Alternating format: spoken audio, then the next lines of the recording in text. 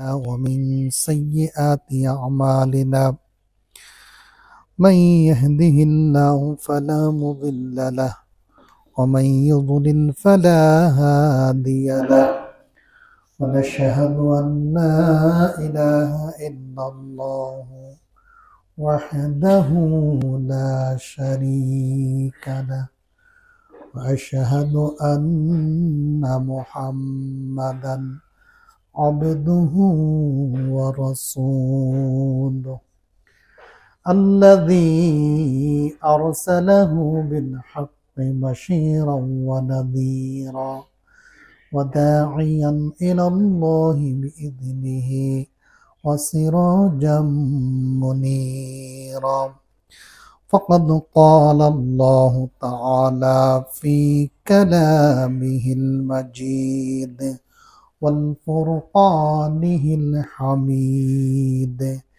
أعوذ بالله من الشيطان الرجيم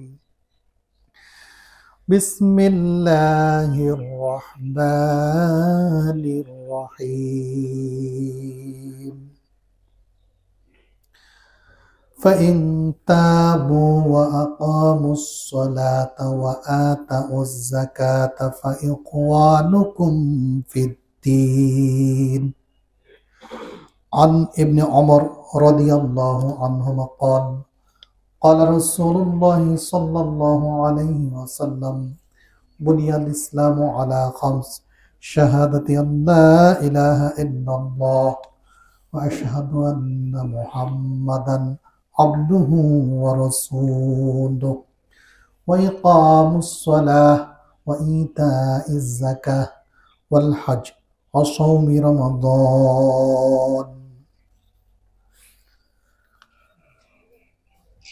শত সহস্র শুকরিয়া প্রশংসা হামদ এবং গুণগান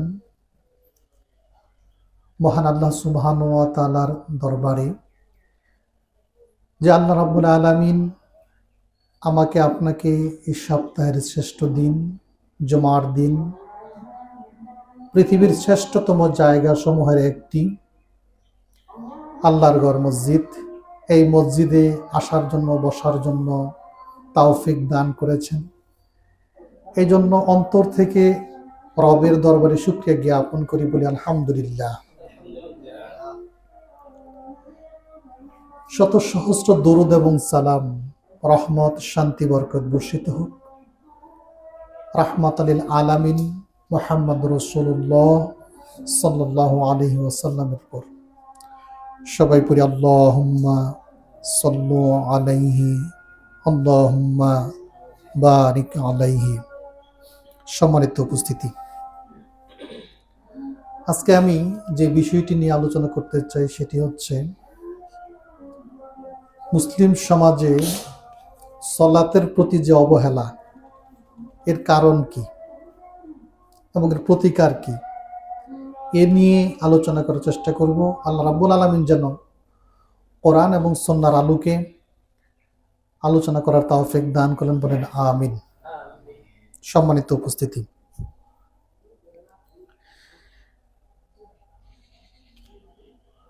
ইবনে ওমর রাদিয়াল্লাহু তাআলা আনহু বর্ণনা করেন, রাসূল সাল্লাল্লাহু আলাইহি ওয়াসাল্লাম বলেছেন যে ইসলামের ভিত্তি হচ্ছে পাঁচটি, অর্থাৎ পুরো ইসলামটা পাঁচটি বিষয়ের উপর প্রতিষ্ঠিত। তার মধ্যে এক নম্বর হচ্ছে এই মর্মে সাক্ষী প্রদান করা, এই মর্মে সাক্ষ্য প্রদান করা যে আল্লাহ ছাড়া প্রকৃত বা হক কোনো মাবুদ নাই এবং মুহাম্মদ সাল্লাল্লাহু আলাইহি ওয়াসাল্লাম আল্লাহ তাআলার প্রেরিত রাসূল। এটি হচ্ছে নাম্বার 1। এরপরে হচ্ছে কি ইকামিস সালাহ, সালাত কায়েম করা। তো এরপরে হচ্ছে যাকাত, হজ এবং সিয়াম।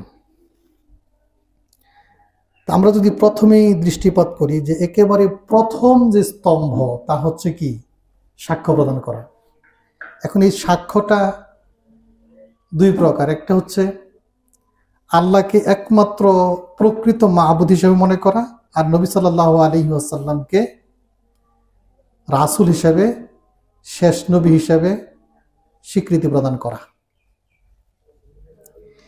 এই যে দুইটা বিষয়, এই দুইটা বিষয় যদি একত্রিত থাকে তাহলে প্রথম সাক্ষ্যটা কমপ্লিট।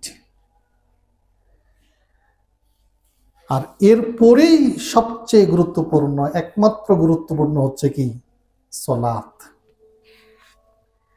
আমরা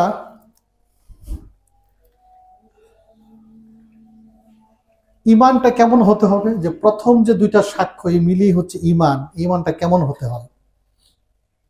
মূলত মানুষের ভিতর এবং বাহির, ভিতর এবং বাহির মিলেই হচ্ছে ইমান।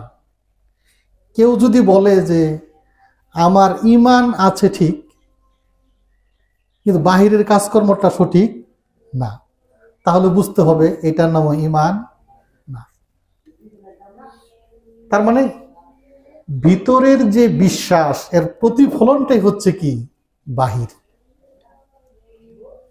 বাহির যদি সঠিক না হয়, বাহ্যিক কর্ম যদি বান্দার সঠিক না হয়, তাহলে বুঝতে হবে ভিতরে কি আছে? ভেজাল আছে, ইমানে ভেজাল আছে, আকীদায় ভেজাল আছে। ইমান আকীদার ভেজালটা বাহিরে কি হয়? বের হয়ে আসে। আচ্ছা, ইমান আকীদায় যে ভেজাল, এখন ইমান আকীদার ভেজালটা আমি কিভাবে বুঝবো? প্রথম হচ্ছে যে আমি দুইটা শব্দ বলছি, একটা হচ্ছে ইমান আর একটা কি? আকীদা। ইমান আর একটা কি? আকীদা। ইমানটা কি আর আকীদাটা কি? মোটা দাগে যদি বলি যে ইসলামের যতগুলো বিষয়ের উপর বিশ্বাস স্থাপন করতে হয়, এই সবগুলোর নামই কি? ইমান। আলাদা আলাদা ভাবে বিশ্বাসটা কেমন হবে সেটার নাম হচ্ছে কি? আকীদা। যেমন প্রশ্নস্বরূপ,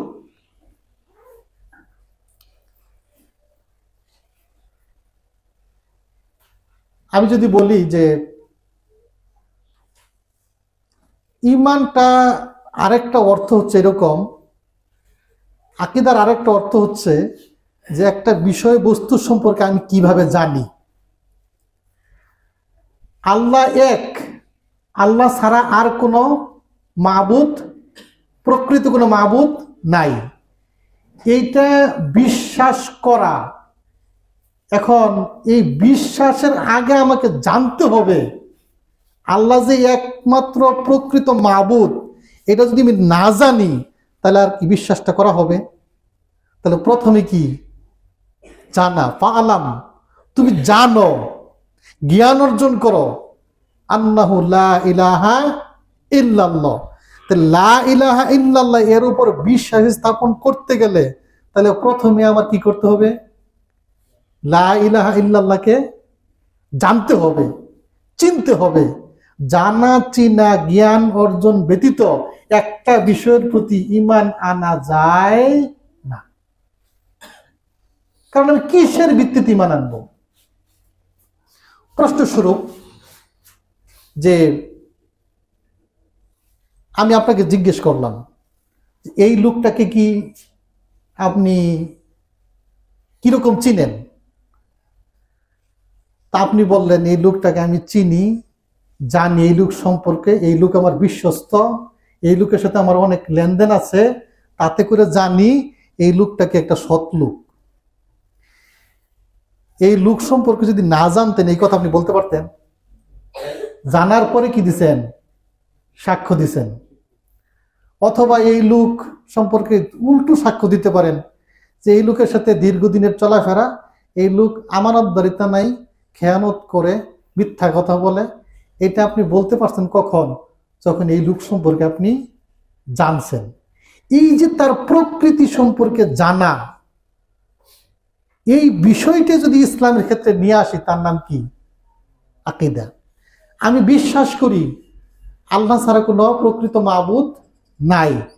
এখন আল্লাহ যে প্রকৃত মাবুদ, এইটাকে কিভাবে আমি চিনবো জানবো, এই টোটাল বিষয়টি হচ্ছে কি আকীদা।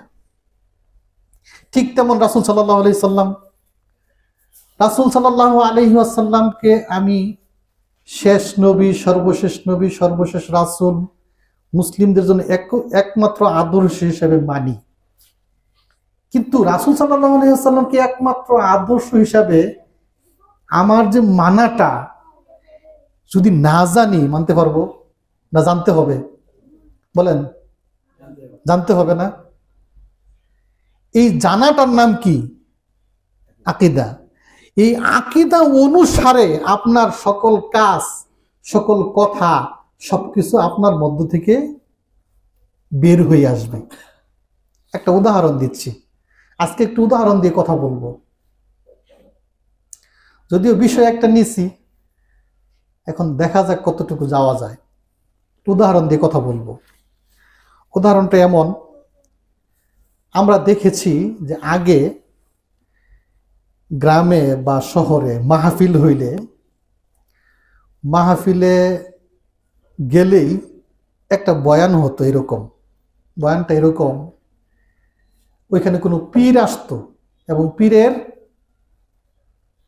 বা এখনো হয়, তো ওইখানে বয়ান করা হচ্ছে যে পীরের মুরিদ না হলে মুক্তি পাওয়া সম্ভব না, পীরের মুরিদ না হলে প্রকৃত মুসলিম হওয়া সম্ভব না, পীরের মুরিদ না হলে আল্লাহকে পাওয়া সম্ভব না।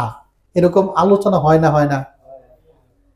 এখন সাধারণ জনগণ তো এতটুকু বুঝে না, তাদেরকে উদাহরণ দিয়ে বোঝাচ্ছে এইভাবে, আপনি যদি আল্লাহকে পেতে চান, তাহলে আল্লাহকে পেতে গেলে যারা আল্লাহকে পাইছে তাদের কাছে যেতে হবে।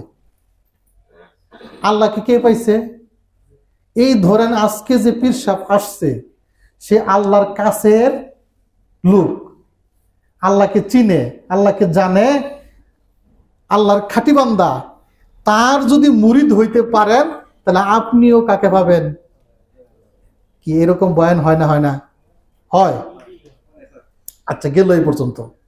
এরপরে আলোচনা হয় এইভাবে যে আপনি কেন পীর ধরবেন, পীরের কাছে কেন যাবেন, আল্লাহওয়ালা লোকের মুরিদ কেন হবেন। উদাহরণ দেয় এইভাবে, ধরেন আপনি কোনো একটা দরকারে আপনার প্রধানমন্ত্রীর কাছে যেতে হবে, তো প্রধানমন্ত্রীর কাছে গেলে আপনি সরাসরি গেলে আপনার কথা শুনবে না, তাহলে আপনার কি করতে হবে?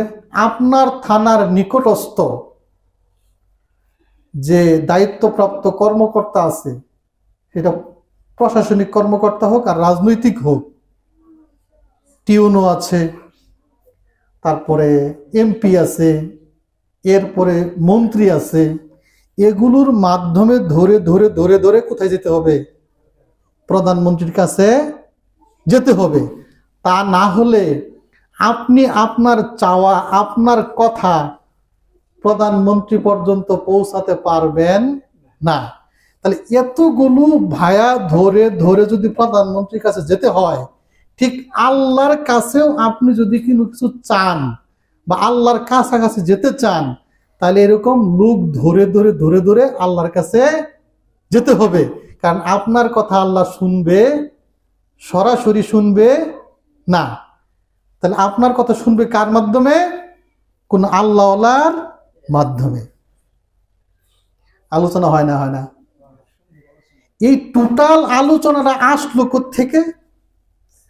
এইটা আসছে আকীদা থেকে। কোত্থেকে আসছে বলেন? কোত্থেকে আসছে? আকীদা। কি আকীদা? ওই আকীদা থেকে আসছে যে ওই আকীদা লালন করে তারা,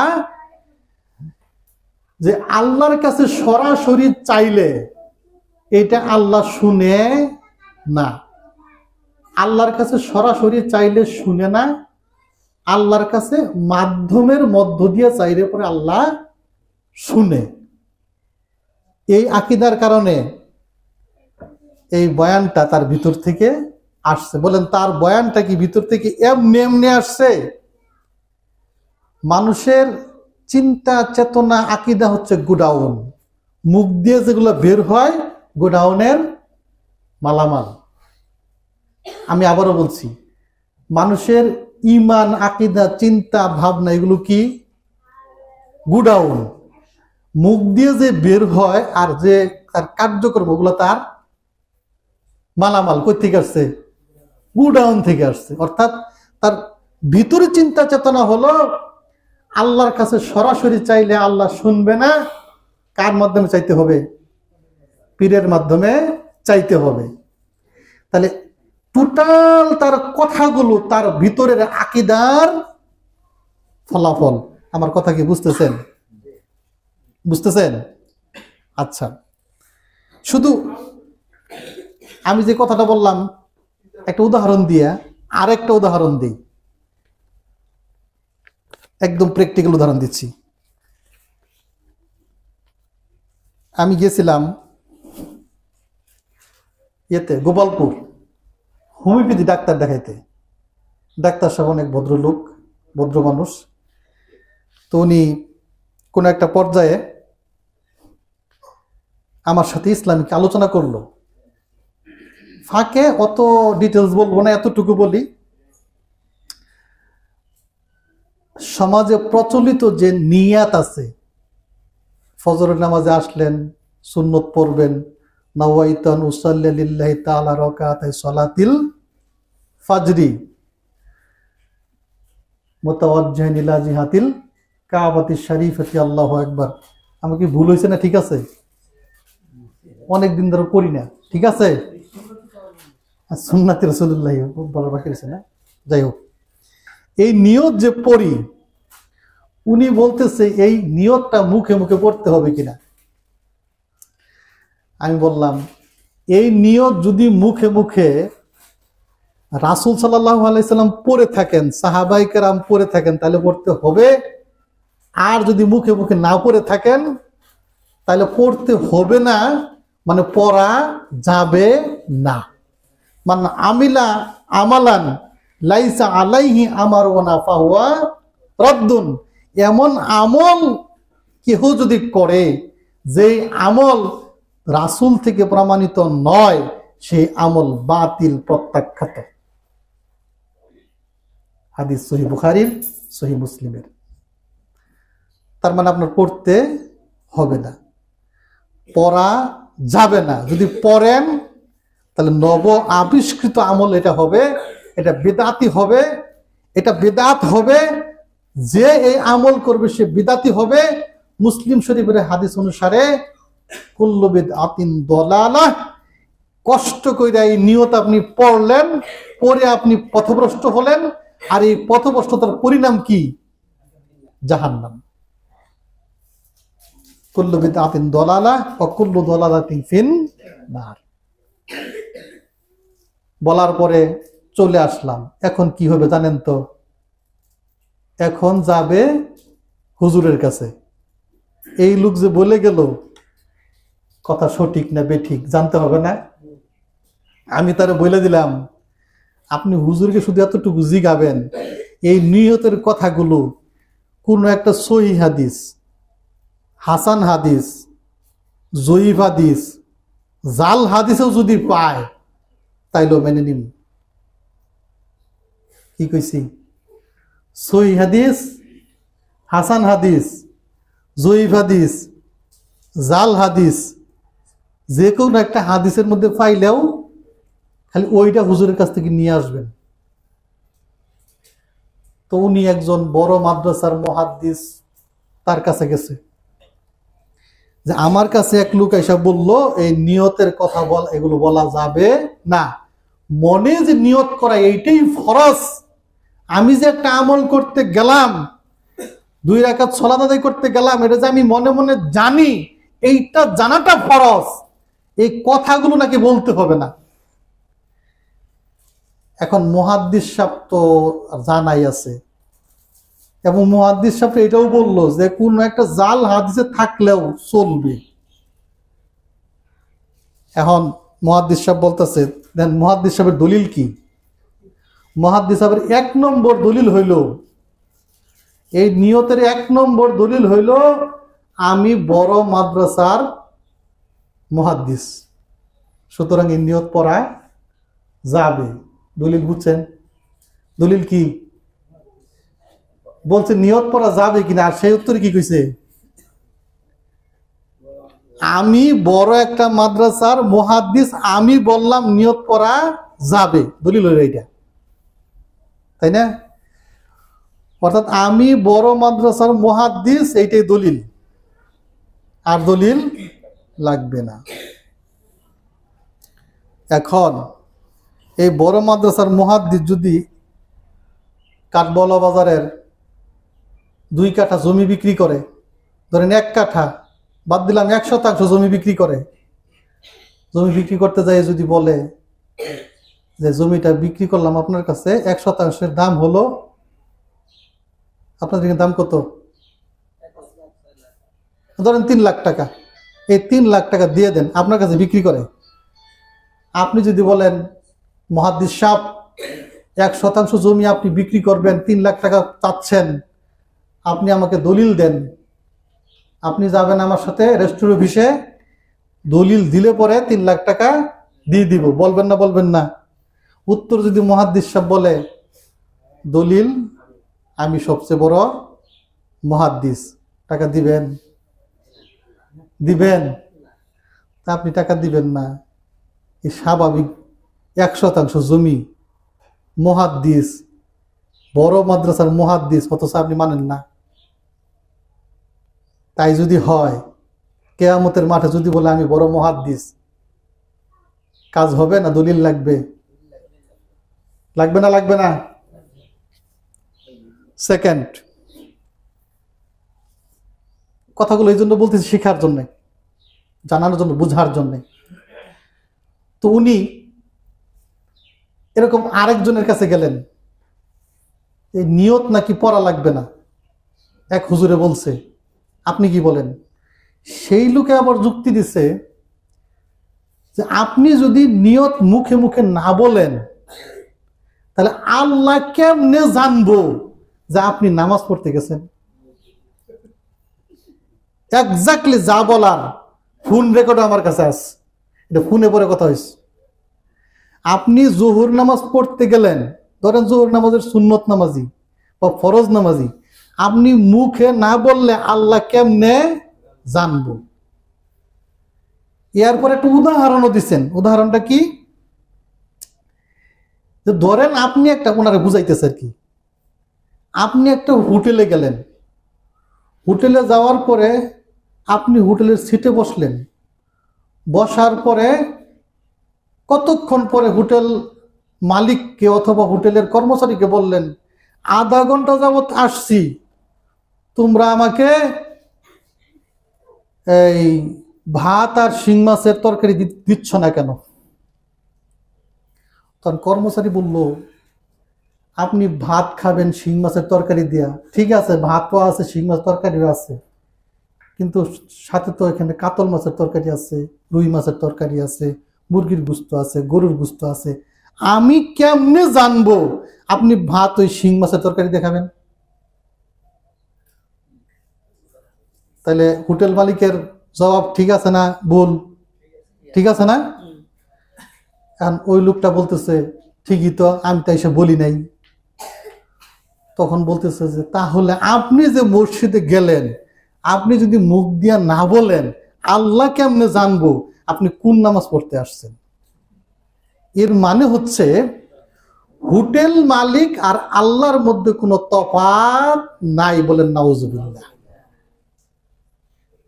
দেখেন কেমনে বোঝায়, বিদাতের গোড়া কত শক্ত, মারাত্মক শক্ত। পরে আমার উনি আবার ফোন করলেন যে এরকম যুক্তি দিছে। আমি বললাম ঠিকই তো দিছে, তার কাছে আল্লাহ আর হোটেল মালিকের মধ্যে কোনো তফাৎ, আর আমার কাছে আমার আল্লাহ, আমি যেখানেই থাকি না কেন, আমার মুখের কথা তো দূরে থাক, আমার অন্তরের কথা পর্যন্ত জানে। সারা পৃথিবীর সকল মানুষ যদি একত্রিত হয়ে একসাথে সেজদায় পড়ে যায়, সেজদায় পড়ে গিয়ে এক একজন ভিন্ন ভিন্ন জিনিস আল্লাহর কাছে মনে মনে চায়, মুখেরও প্রয়োজন নেই, আল্লাহ রাব্বুল আলামিন কোটি কোটি মানুষের মনের চাওয়াকে একসাথে একবারে পুঙ্খানুপুঙ্খভাবে শুনতে পান। তাহলে আমার আল্লাহ আর তার আল্লাহ কি এক? বলেন, আমার আল্লাহ আর ওই বিদাতির আল্লাহ এক না ভিন্ন? ভিন্ন। তার আল্লাহ হোটেল মালিকের মতো, একটু আগে বলছিলাম তার আল্লাহ প্রধানমন্ত্রীর মতো ক্ষমতা। কারণ প্রধানমন্ত্রীর কাছে যাইতে গেলে ভায়া লাগে, আল্লাহর কাছে যাইতে গেলে পীর লাগে। এই উদাহরণ দিয়ে পীরের মুরিদ করে। তাহলে তার আল্লাহর ক্ষমতা বড়জোর কার মতো? প্রধানমন্ত্রীর মতো। আর এই বিদাতির আল্লাহ আর আমার আল্লাহর অনেক তফাৎ। আমার আল্লাহ মনের কথা শুনেন, তার আল্লাহ মুখের কথা শুনে। কথা বুঝছেন না বুঝেন নাই? কিন্তু তার যে এই কথাগুলো, এটা মুখের কথা, এটা কি শুধুই মুখের না ভিতর থেকে আসছে? বলেন। কথা হচ্ছে বিদাত নিয়ে, নিয়ত নিয়ে, কিন্তু ভিতর থেকে বের হয়েছে আরো জঘন্যতম বিষয়, আরো মারাত্মক বিষয়। আচ্ছা, আরো দলিল আছে। যখন যে বলছে যে নিয়তের কথা নাকি বলা যাবে না, নওয়াইতু নুসাল্লি, এই কথাগুলো নাকি মুখ দিয়ে বলা যাবে না, যার কাছে গিয়ে প্রশ্ন করলো ওই মুহাদ্দিস সাহেব বলতেছে বা যে কোনো লোক বলতেছে, আরে আহলে হাদিসরাই নিয়ত করে না, এটা তোমার যে বুঝাইছে সে আহলে হাদিস, সুতরাং এটা মানা যাবে না। আহলে হাদিস তো ভাতও খায়, তোমরা কাউকে? আহলে তো রুটি খায়, তোমরা কাউকে? আহলে হাদিসরা যা করে একটাও যদি না মানা যায়, আহলে হাদিস টুপি পরে, তোমরা পরো কে? আহলে হাদিসটা পাঞ্জাবি পরে, তোমরা পরো কে? ইমাম সাহেব বলা উচিত, আরে এই পাঞ্জাবি আহলে হাদিসটা পরে, আপনি পড়ছেন কে? উচিত না? উচিত না? এই জুব্বা আহলে হাদিসটা পরে, আপনি পড়ছেন কেন? আরেকটা গুরুত্বপূর্ণ কথা, জীবনে যতদিন নিজের আহলে হাদিস না কইছি, তার চেয়ে বেশি বিদাতের আহলে হাদিস কয়। আমার মনে হয় না জীবনে কোনোদিন পরিচয় দিছি কিনা কারো কাছে যে ভাই আমি আহলে হাদিস। আপনারা খুব ধ্যান পরিচয় এরকম? আপনার কোন লোকের কাছে বলেন যে আমি আহলে হাদিস, খুব প্রয়োজন হয় বলেন, কিন্তু খুব প্রয়োজন হয় না। কেন হয় না আমি একটু বলি। মানুষের কাছে কথা বললে, কথা শোনার সাথে সাথে বলে এটা আহলে হাদিস, তাহলে আমার বলার তো দরকারই পড়ে না।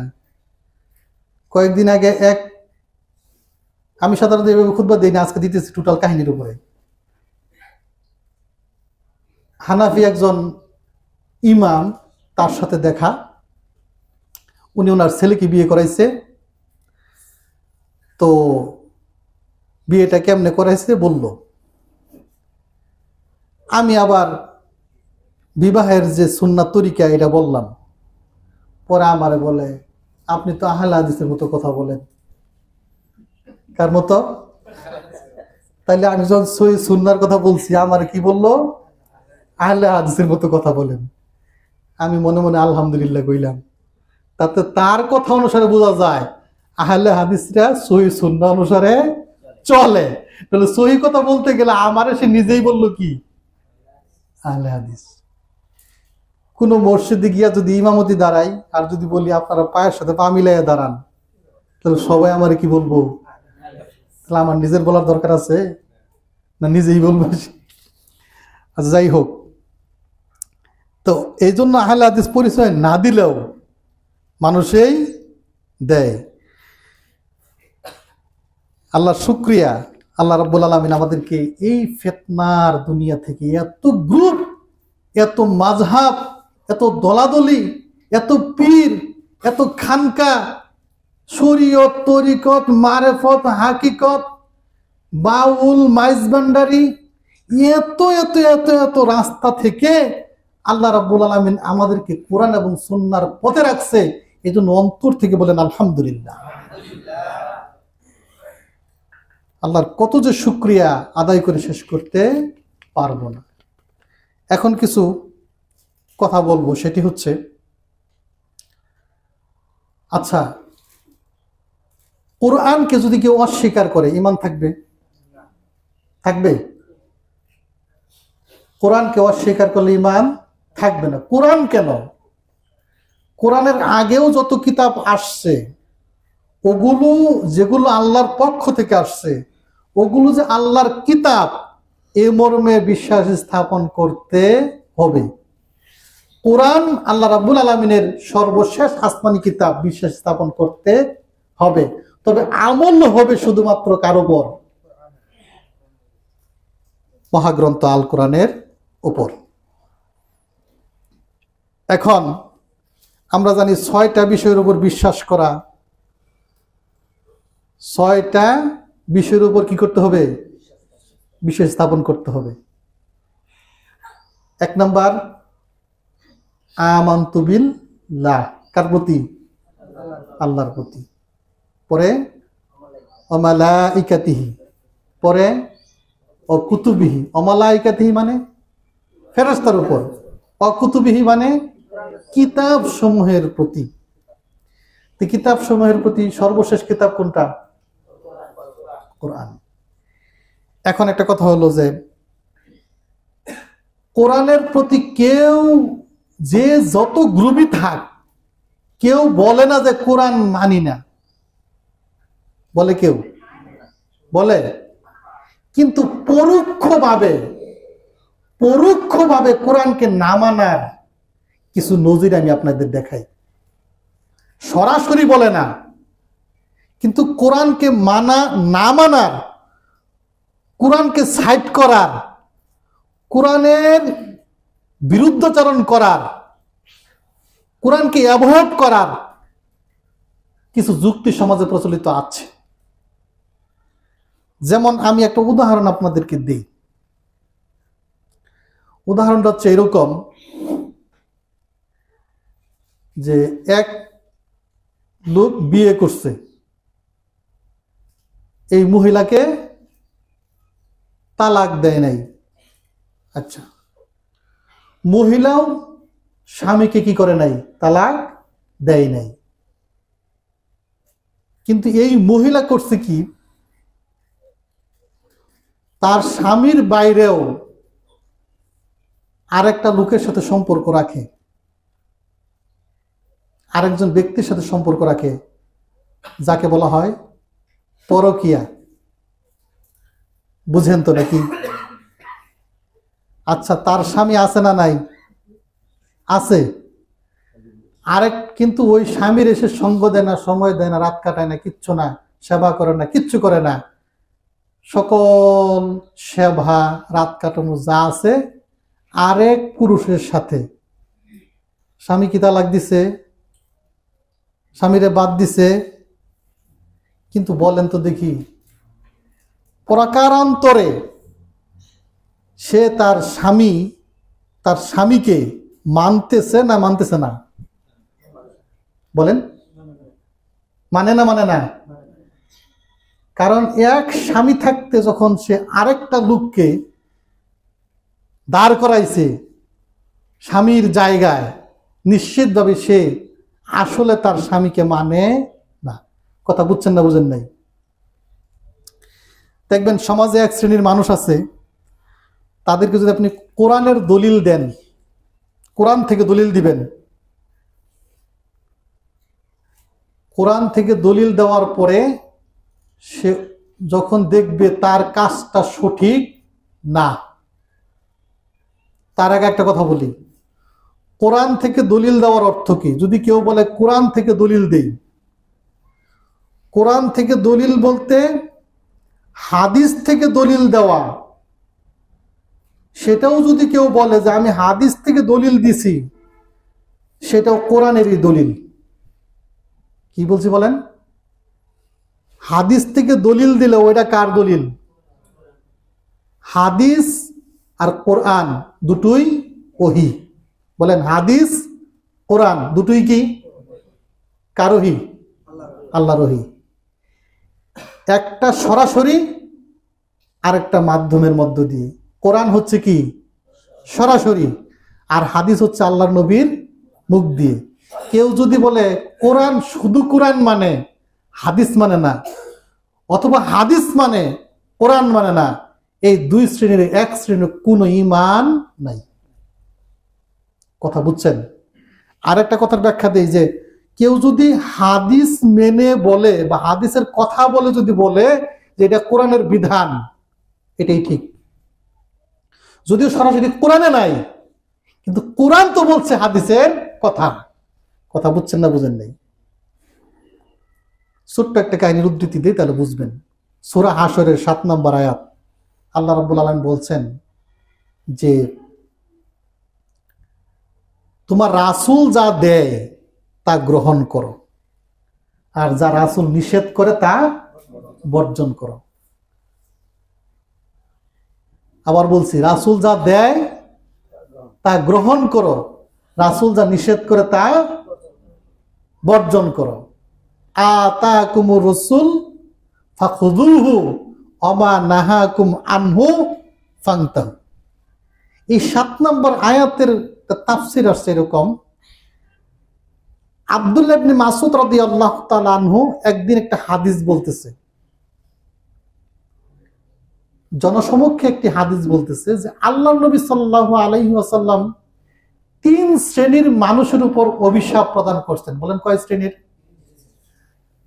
এক শ্রেণী যারা মালে ভেজাল মিশায়, মালে ভেজাল মিশায়। আরেক শ্রেণী যারা শরীরে উল্কি অঙ্কন করে। কি বলছি? শরীরে উল্কি অঙ্কন করে। হাসান অনেক উল্কি অঙ্কন করে, এরকম 3 শ্রেণীর মানুষের কথা বলছেন, আমি ওই দিকে লক্ষ্য করতেছি না।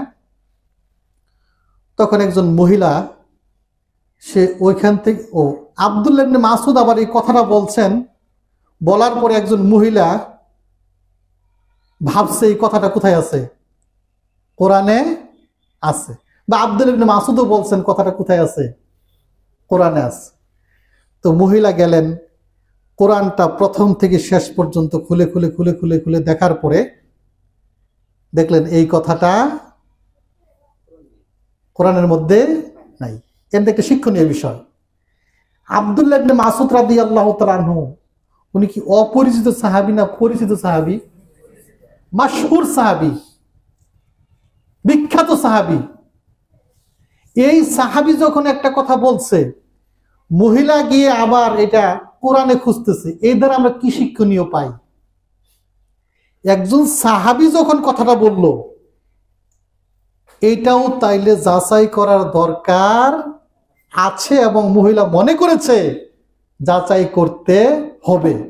এ দ্বারা বোঝা যায় সাহাবায়ে কেরামদের জামাতের মধ্যে তৎকালীন সময়ে, রাসূল সাল্লাল্লাহু আলাইহি ওয়াসাল্লামের সময়ে, সাহাবায়ে কেরামের সময়ে মানুষ যাচাই বাছাই করে ইসলাম মানত। কথা বুঝছেন না বুঝেন নাই? নাহলে আব্দুল্লাহ ইবনে মাসউদ স্বাভাবিক তো কেউ না, তাবেঈ না, তাবেঈ না, বর্তমান জামানার কোনো আলেম না। আরে আব্দুল্লাহ ইবনে মাসউদ তো ওই সাহাবী, বর্তমান পৃথিবীর কোটি কোটি আলেম যোগ করলেও তো আব্দুল্লাহ ইবনে মাসউদের একটা অংশ হবে না। এরকম একটা সাহাবী এই কথাটা বলছে। আব্দুল্লাহ ইবনে মাসউদ রাদিয়াল্লাহু তাআলা আনহু, যিনি কুফার গভর্নর ছিলেন, এত শক্তিশালী একজন সাহাবী, তিনি বলার পরেও মহিলা গিয়ে তাহকিক করতেছে কথাটা আছে না নাই। এই ঘটনা শেষ করব, তার মাঝখানে আরেকটা কথা বলি। সমাজটা আমাদের মতো হুজুররা নষ্ট করছে। কেমনে করে জানেন? কয়েকদিন আগে আমি একটা দোকানে বসে, আমি একটা পাটুলিতে একটা মসজিদে আমি সম্ভবত মাগরিবের সালাত আদায় করলাম, অথবা ইশার সালাত আদায় করে আমি বের হচ্ছি। একজন মুসল্লি, একটু গ্রামের অশিক্ষিত টাইপ, সে আমাকে জিজ্ঞেস করতেছে যে জোহর নামাজের ফরজের আগে যে 4 রাকাত সুন্নত আমরা পড়ি, এটার দলিল আছে কিনা, রাসূল সাল্লাল্লাহু থেকে প্রমাণ আছে কিনা। জোহরের আগে 4 রাকাত সুন্নত, এটা তো হানাফি, শাফি, মালিকি, হাম্বলি, আহলে হাদিস যারা আছে, বেদাতি, বেরলভী যারা আছে, কেউ অস্বীকার করে? ইজমা আছে এটা। তারপর দলিল তো দরকার না, ইজমা আছে। এরপর লোকটা আমাকে দলিল চাইলো। আমি চিন্তা করলাম, এই যে মানুষ দলিল চাচ্ছে, এইটা একটা বড় জিনিস। আমি তাকে বলতে পারতাম, এটা তো সবাই মানে ইজমা আছে, এর দলিল আপনার চাওয়ার দরকার কি, বলতে পারতাম না? না বলে আমি একটা দোকানে বসে বিভিন্ন কিতাবাদি ঘাটাঘাটি শুরু করলাম। ঘাটতে ঘাটতে ঘাটতে ঘাটতে আব্দুল হামিদ ফাইজি হাফিজাহুল্লাহ, সৌদি আরবের শেখ আব্দুল হামিদ ফাইজি, উনার একটা কিতাবের মধ্যে এই 4 রাকাত সুন্নত নামাজের একটা হাদিস পেয়ে গেলাম। পেয়ে যাওয়ার সাথে সাথে আমি একটা কাগজে লিখলাম। এর মধ্যে ওই লোকটা 2-3 বার আসছে, আমি দেখেই যাচ্ছি। এর মধ্যে আমার পাশে বসা কয়েকজন ওই দাওরায়ে হাদিস আলেম বা হাফেজের বসে আসছে। যিনি দাওরায়ে হাদিস একজন আলেম, তিনি আমার পাশেই বসে আছেন, তিনি দেখতেছেন আমি তাহকিক করতেছি। তিনি আমাকে বলে ফেললেন, হ্যাঁ বেটা, মানে আমি তার চাচা বা ভাতিজা লাগে এরকম কিছু, হ্যাঁ বেটা, একজন লোক চাইলেই দলিল দিতে হবে? আর আলেমই তো মানুষের কাছে দলিল। কি বলছে বলেন? আলেমই তো সাধারণ মানুষের কাছে দলিল। যা বলছে আমি তাই বলতেছি, কোনো কথা আমি ফেলে দেই না। প্রত্যেকটা কথা মানুষের বাহিরের মাল, তার ভিতরে থাকে তার গোডাউন। সে যে বলল আলেমই সাধারণ মানুষের কাছে দলিল, কথাটা বলছে না বলে নাই? কথাটা শোনার সাথে সাথে আমার পায়ের রক্ত মাথায় উঠে গেল। তবু চুপচাপ ধৈর্য ধারণ করে আমি তাকে দলিলটা দিলাম। দেওয়ার পরে বললাম, আপনাদের এই সমস্ত কথার কারণে, এ ধরনের চিন্তাধারার কারণেই আজকে মানুষগুলো মনে করে ইসলামের মধ্যে কোনো দলিলই নাই। হুজুররা যা কয় তাই ইসলাম, মানুষ এরকম মনে করে। আজকে যদি চাওয়ার সাথে সাথে আপনারা দলিল দিতেন, তাহলে মানুষ বুঝতো ইসলাম কারো একক বাপের সম্পত্তি না, ইসলাম কারো মুখের কথা না, এটা রাসূল সাল্লাল্লাহু আলাইহি ওয়াসাল্লাম থেকে প্রমাণিত সত্য, সকল আমলের দলিল আছে, মানুষ বুঝতো। আপনি বলতেছেন আলেমই সাধারণ মানুষের দলিল, তাহলে মানুষকে দূষেন কেন? ওই যে আলেম নামদারিরা যখন কবরে সাজদা করতে বলে, মানুষ সাজদা করে, আপনি প্রতিবাদ করেন কেন? সে কি আলেম না? ওই যে আলেমরা কিয়াম করতে বলে, মানুষ কিয়াম করে, ওই আলেমের কথাই তো করে, আপনি প্রতিবাদ করেন কেন? সেই আলেমই তো দলিল, আপনার কথা অনুসারে আপনার তো প্রতিবাদ করা উচিত না। যে আলেম অসংখ্য শিরিক বিদআত সৃষ্টি করছে, সেও তো আলেম, সে দলিল ছাড়াই এগুলো করাচ্ছে। আপনি বলেন যে আলেমই তো দলিল, আপনি প্রতিবাদ করেন কেন? দলিল কি আলেম না কোরআন হাদিস? যে কথাটা বলতে চালাম, সময় চলে গেছে অনেক। কোথায় ছিলাম? আব্দুল্লাহ ইবনে মাসউদ রাদিয়াল্লাহু আনহু কি বলছেন? হাদিস বলছেন। আর মহিলা গিয়ে কি কোরআন তন্ন তন্ন করে খুঁজছে। তার মানে বোঝা গেল তৎকালীন যুগের মহিলা পর্যন্ত অন্ধ আনুগত্য, অন্ধ অনুসরণ করে নাই। খোঁজার পরে আব্দুল্লাহ ইবনে মাসউদের কাছে আসছে, বলছে আপনি যে কথাটা বললেন 3 শ্রেণীর ব্যক্তির উপর আল্লাহর অভিশাপ, এটা কি কোরআনে আছে? আব্দুল্লাহ ইবনে মাসউদ বললেন, হ্যাঁ কোরআনেই আছে। আব্দুল্লাহ ইবনে মাসউদ বলতে পারতেন যে আসলে কোরআনে নাই, কোথায় আছে? হাদিসে আছে। কিন্তু ওই কথা বলছেন না কি বলছেন? হাদিসে আছে এই কথা বলছেন না কোরআনে আছে এই কথা বলছেন? কোরআনে আছে। তখন মহিলা আবার বাড়িতে গেছেন, আবার তন্ন তন্ন তন্ন করে কোরআন খুঁজছেন, কোরআনে পায় নাই। কয়েকবার খোঁজার পরে আব্দুল্লাহ ইবনে মাসউদকে বলতেছেন, আপনি বারবার বলতেছেন কোরআনে আছে, বারবার বলতেছেন কোরআনে আছে, অথচ কোরআন তন্ন তন্ন করে খুঁজেও এই কথাটা আমি কোরআনে পেলাম না। আপনি বারবার বলতেছেন কোরআনে আছে, কোথায় আছে এখন বলেন?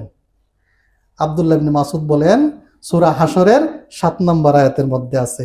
সূরা হাশরের 7 নম্বর আয়াতের মধ্যে আছে, কারণ 7 নম্বর আয়াত ডিনোট করে দিয়েছে আতাকুমুর রাসূল ফাখুযুহু, রাসূল যা দেয় তা গ্রহণ করো, ওমা নাহাকুম আনহু ফান্তাহু, রাসূল যা নিষেধ করে তা বর্জন করো।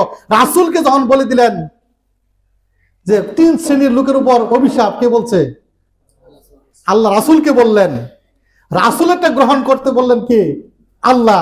তো এই কথাটা রাসূলের মাধ্যমে আসলেন, এইটাকে আবার মানতে বললেন কোথায়? কোরআনে। তাহলে এটা রাসূল হাদিসে বললেও কোরআনের অন্তর্ভুক্ত। যারা বলবে যে কোরআন মানি হাদিস মানি না, তারা হয়তো পাগল, নয় গাঁজা খায়, নয় নেশা খায়, বুঝে শুনে যদি বলে তাহলে ঈমান নাই। কথা বুঝছেন না বুঝেন নাই? বুঝছেন না বুঝেন নাই? সুতরাং অনেক অনেক কথা আমি বলি, অনেক অনেক কথা বের হয় বাহির দিয়ে, গোডাউন কোথায়? ভিতরে। সর্বশেষ কথা, আপনাদের কষ্ট হবে, একটা কথা বলে শেষ করতে চাই। দেখবেন মাযহাবের কথা বলে না যে আমরা মাযহাব মানি। আপনি একটা কথা বললেন তো মাযহাবে আছে, কথা বললেন মাযহাবে আছে। মাযহাব, পৃথিবীতে অসংখ্য মাযহাব আছে, অসংখ্য মাযহাব। আমার যদি মনে হয় কোরআন হাদিসের এত কিছু বুঝি না, ওই ভাইয়ের কাছে জিজ্ঞেস করে করে চলি, তাহলে উনারটাই আমার। কিন্তু যখন আমি মনে করব যে উনি যা বলেন তাই সত্য, উনার মধ্যে কোনো ভুল ফতোয়া নাই, উনার মধ্যে কোনো মিস্টেক নাই, উনি যত ফতোয়া দিয়েছেন গবেষণা করে সকল কিছু সত্য, সব নির্দ্বিধায় মানা যাবে, তাহলে বুঝতে হবে ওনাকে আপনি সাধারণ জায়গায় রাখেন নাই, ওনাকে মুহাম্মদ সাল্লাল্লাহু আলাইহি ওয়াসাল্লামের সাথে এক করে দিয়েছেন। কথা কি বুঝাইতে পারছি? কোন ব্যক্তিকে শরীয়তের ক্ষেত্রে নির্ভেজাল, নির্ভুল, তার শতভাগ ইজতিহাদ সত্য, শতভাগ মাসালা সত্য, যে কোনো ব্যক্তিকে যদি এই উম্মতের মধ্যে আপনি বলেন, তাহলে আপনাকে বুঝতে হবে ওই ব্যক্তিকে আর সাধারণ রাখেন নাই, ওই ব্যক্তি আরেকজন মুহাম্মদ সাল্লাল্লাহু আলাইহি ওয়াসাল্লাম। বলেন নাউজুবিল্লাহ।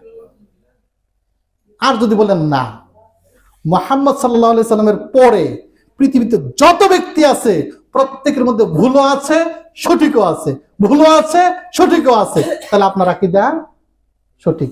আমরা কখনোই এটা বলি না যে মাযহাবের ইমামরা, মাযহাবের ইমামদের বা ফিকহের অনুসরণ করা যাবে না, কোন আহলে হাদিস, কোন আলেম এই পর্যন্ত বলে নাই। বরং এইটা বলছে পৃথিবীর যতগুলো ফকিহ আছে, আলেম আছে, মুস্তাহিদ আছে, তাদের গবেষণার মধ্যে যেমন সঠিক আছে তেমন ভুলও আছে। তাদেরকে শতভাগ সঠিক আমরা মনে করি না, শতভাগ ভুলও মনে করি না। যারা শতভাগ সঠিক মনে করে হাদিসকে বন্ধ করে দিয়েছে, কোরআনকে বন্ধ করে, তাদেরটাই শুধু মানে, বুঝতে হবে তাদেরকে কোথায় কোন পর্যায়ে নিয়ে গেছে। রাসূলের কি? তাহলে রাসূলের দরকার আছে? ইমাম মালিক রাহিমাহুল্লাহ দিয়ে যদি দুনিয়া চলে, তাহলে রাসূলের দরকার আছে? ইমাম আহমদ ইবনে হাম্বল, ইমাম শাফি, ইমাম আবু হানিফা, ইমাম আউজাই, একজন ইমাম দিয়ে যদি আমার পুরো ইসলাম চলে, তা রাসূলের কাছে কি আছে তাহলে? কথা কি বুঝাইতে পারছি কিনা? তা রাসূলের মতোই তো সে হয়ে গেল। রাসূলের কাছে সকল টোটাল ইসলাম রাসূলের কাছে, তার কাছে টোটাল ইসলাম, তা তো পার্থক্য কোথায়? আল্লাহ তাআলা আমাদেরকে বুঝে শুনে আমল করার তৌফিক দান করুন। আমিন। আখির দাওয়ানা আলহামদুলিল্লাহি রাব্বিল আলামিন।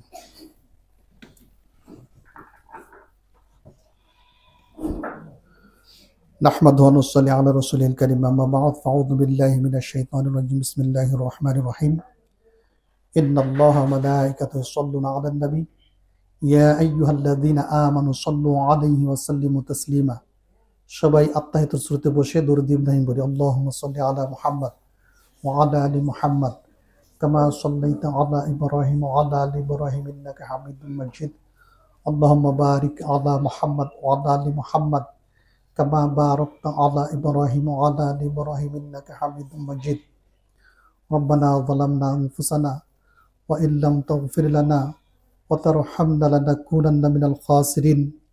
ربنا فاغفر لنا ذنوبنا وكفر عنا سيئاتنا وتوفنا مع الأبرار. ربنا ظلمنا أنفسنا وإن لم تغفر لنا وترحمنا لنكونن من الخاسرين আল্লাহ আমরা গুনাহগার, আমাদের সকল গুনাহ খাতাকে ক্ষমা করে দাও। আল্লাহ তোমরা আমাদের প্রত্যেককেই কোরআন এবং সহিহ সুন্নাহর উপর আমল করার তৌফিক দান করো। আল্লাহ সকল প্রকার বিদআত এবং শিরক থেকে বেঁচে থাকার তৌফিক দান করো। আর যারা বুঝে না তাদেরকে বোঝার তৌফিক দান করো। আল্লাহ সকল বিদআতিকে বিদআত ছাড়ার, সকল শিরককারীকে শিরক থেকে মুক্ত থাকার তৌফিক দান করো। আল্লাহ আমাদের সালাত, আমাদের সিয়াম, আমাদের যাকাত কোরআন এবং সুন্নাহর বিধান অনুসারে পালন করার তৌফিক দান করো। আল্লাহ তোমার সন্তুষ্টি অর্জন করে যেন কবরে যেতে পারি, আল্লাহ সেই তৌফিক দান করো। আমাদের মা বোনদেরকে পর্দায় থাকার তৌফিক দান করো, স্বামীর হক আদায় করার তৌফিক দান করো। আমাদের পুরুষদেরকে স্ত্রীর হক আদায় করার তৌফিক দান করো, পরিবারের হক আদায় করার তৌফিক দান করো। আমরা কাঠবলা বাজারে এই মসজিদে আছি, আল্লাহ এই বাজারের সকল ব্যবসায়ীদেরকে হালাল উপায়ে ব্যবসা করার তৌফিক দান করো। তাদের ব্যবসার মধ্যে বারাকা দান করো, তাদের ব্যবসাগুলোকে তোমার সন্তুষ্টির উসিলায় করার জন্য তৌফিক দান করো। আমাদের প্রত্যেককেই তোমার খাস হেদায়েত দান করো। আল্লাহুম্মা আইজ্জিল ইসলাম ওয়াল মুসলিমিন ওয়া আযিল্লিশ শিরকা ওয়াল মুশরিকিন। আল্লাহুম্মা আনসুর মান নাসারা দীনা মুহাম্মাদ ওয়াজআলনা মিনহুম ওয়া খাযুল মান খাযালা দীনা মুহাম্মাদ ওয়া লা তাজআলনা মিনহুম। ইবাদাল্লাহ রাহিমাকুমুল্লাহ, ইন্নাল্লাহা ইয়া'মুরু বিল আদলি ওয়াল ইহসান ওয়া ইতাইযিল কুরবা ওয়া ইয়ানহা আনিল ফাহশাই ওয়াল মুনকারি ওয়াল বাগই ইয়া'iদুকুম লা'আল্লাকুম তাযাক্কারুন। ফাযকুরুনি আযকুরকুম ওয়াশকুরু লি ওয়া লা তাকফুরুন।